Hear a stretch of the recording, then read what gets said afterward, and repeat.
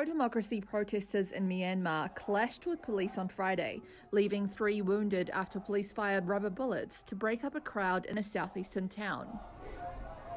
A Red Cross official who witnessed the confrontation told Reuters that a woman was hit in the womb, 1 man on his cheek and 1 man on his arm. Friday's mostly peaceful nationwide demonstrations marked the 7th consecutive day of protests, and the biggest so far.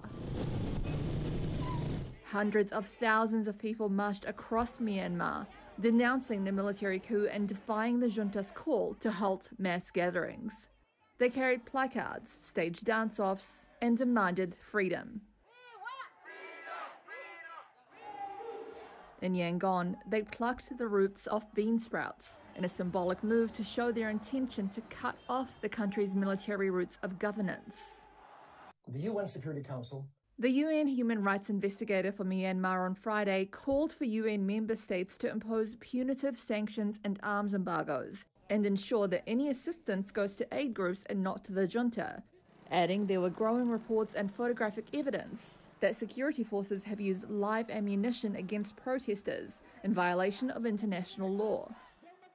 On Thursday, US President Joe Biden announced sanctions on the generals who led the takeover.